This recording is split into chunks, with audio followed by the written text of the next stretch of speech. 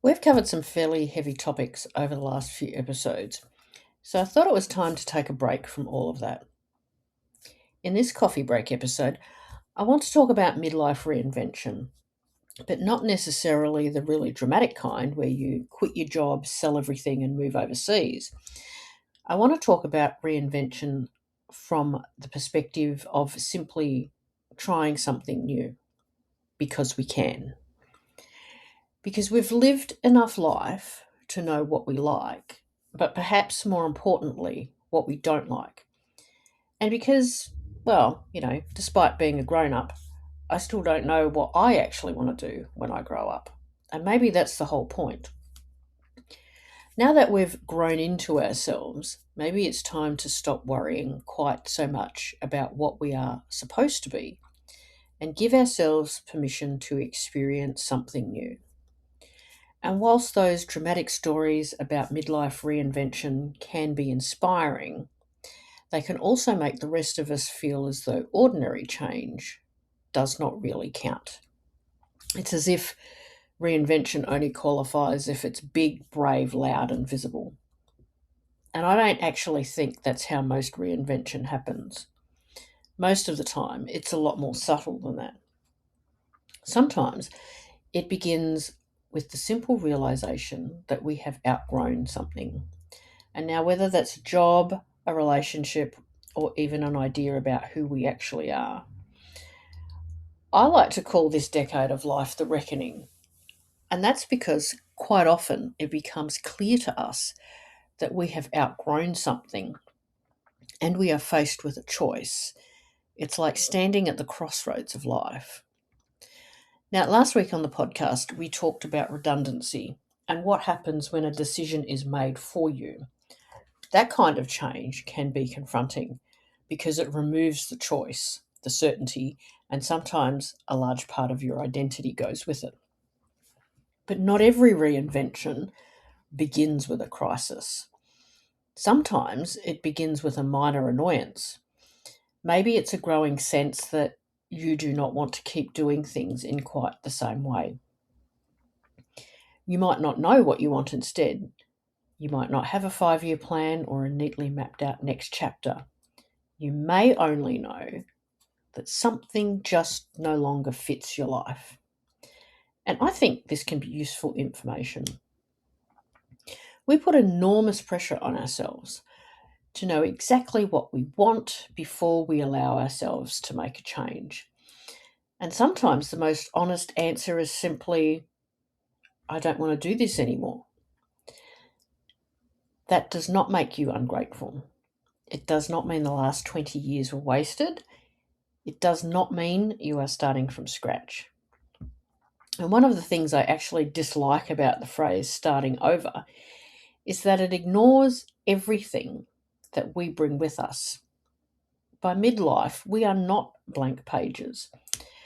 We have experience, judgment, relationships, resilience, and a fairly good understanding of what we will and will not tolerate. We have made mistakes, we've learned from them, and we have survived things we once thought might break us. So when we change direction, we're not really returning to the beginning. We are taking everything that we've learned and are using it to make a more informed decision about what comes next. And the next step does not have to be huge. Reinvention can begin as an experiment. You apply for the role, even though you're not certain you want it. You enroll in the course, you volunteer for a project that gives you experience in something new, you record that podcast, or you start writing. You return to something you enjoyed before life became busy. You spend an afternoon researching an idea without immediately demanding that it become a business, a career, or a new identity. Some of the most important things in my own life did not begin with a detailed strategy. They began because I was curious enough to try something new. And some things have worked out, some did not, and some led somewhere completely unexpected. And that is the value of experimenting. It gives you information. It allows you to test whether something suits you before you turn your entire life upside down. I also think midlife gives us permission to question identities we may have carried for a long time. Now, women are often expected to remain consistent. So if you've always been the dependable one, the sensible one, the person who holds everything together, people can become very uncomfortable when you begin asking what you really want.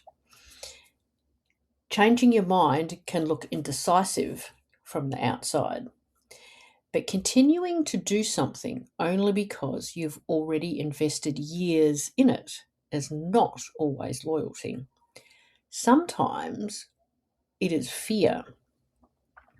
And you are allowed to appreciate the woman you used to be without asking her to make every decision for the woman you are now. You are allowed to want something different. You are allowed to become more ambitious, less ambitious, more visible, more private, more adventurous, or more protective of your time. You are allowed to change direction without turning it into a dramatic announcement. Reinvention does not need to mean a whole new life. It may simply mean making one part of your current life feel more like your own. So instead of asking yourself what you are going to do with the rest of your life, perhaps ask a smaller question. What is one part of my life that feels ready for an experiment?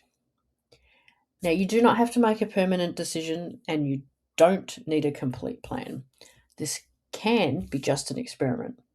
Something small enough to try, but meaningful enough to teach you something.